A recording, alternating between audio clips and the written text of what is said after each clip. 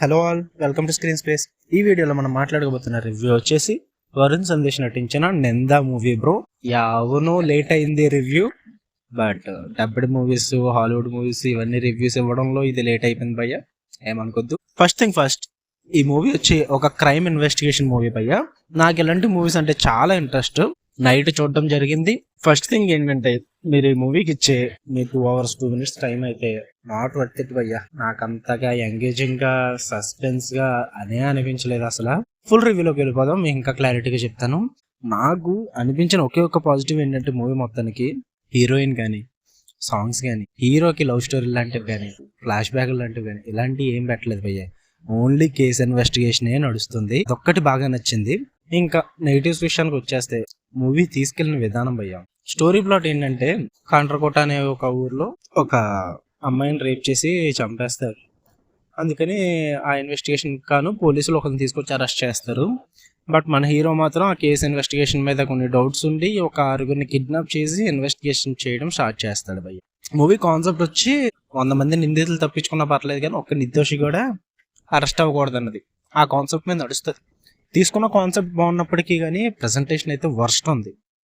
Literally worst ఉంది భయ్య. నేనేమి ఎక్స్క్యూజ్ చేయట్లేదు మూవీని, ఏదో ట్రై చేస్తారని చెప్పి. ఇలాంటి మూవీస్ చాలా మంది ట్రై చేస్తారు. Crime investigation, main crime investigation వచ్చి థ్రిల్లింగ్ గా ఉంటేనే బాగున్నట్టు. కేస్ ప్రొసీడింగ్స్ లోకి వెళ్ళడానికే వాళ్ళు ఫస్ట్ హాఫ్ అంతా తీసేసుకున్నారు. ఇన్వెస్టిగేషన్ ఇదంతా స్టార్ట్ చేయడానికి ఉన్నదంతా ఫస్ట్ హాఫ్ అంతా ప్రొసీడింగ్స్ కే పెట్టుకున్నారు. ఇలాంటి మూవీస్ ఇంట్రెస్టింగ్ గా, ప్రొసీడింగ్స్ అన్న ఇంట్రెస్టింగ్ లేకపోతే కష్టం భయ్యా.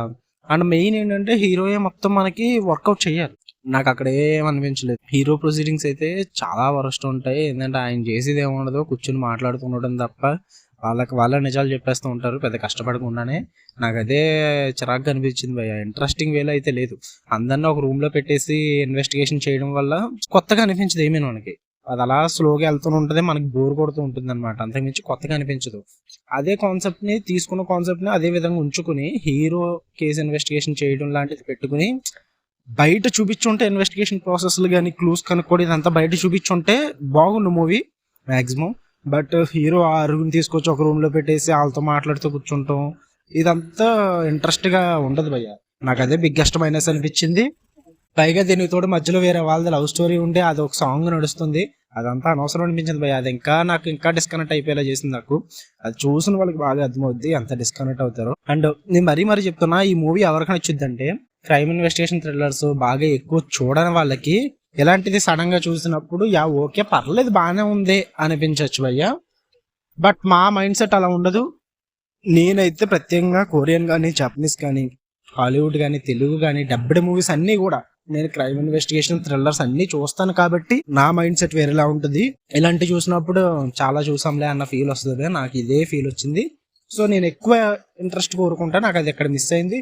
డైరెక్టర్ అయితే బాగా ఫెయిల్ అయ్యాడు. కాన్సెప్ట్ తీసుకున్నప్పటికీ కానీ మంచిగా, ప్రెజెంటేషన్ అయితే వరస్ట్ ఉంది నాకు అనిపించింది.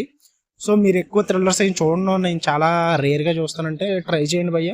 మీకు చూడడానికి నచ్చచ్చేమో. ఈటీవీ విన్లో స్ట్రీమ్ అవుతుంది, తెలుగు వెర్షన్ ఉంది. ఫ్యామిలీతో వాచబుల్ అంటే చూడొచ్చు, పర్లేదు, ఇబ్బంది ఏం లేదు. మీకు కనుక రివ్యూ నచ్చితే వీడియో లైక్ చేయండి. ఆల్రెడీ మూవీ చూస్తుంటే మీకు ఎలా అనిపించిందో కామెంట్ చేయండి భయ్య. మీ ఒపీనియన్ కూడా తెలుసుకోవడం నాకు చాలా ఇంపార్టెంట్. అంటే ఛానల్ ఖచ్చితంగా సబ్స్క్రైబ్ చేసుకోండి. Love you all, bye.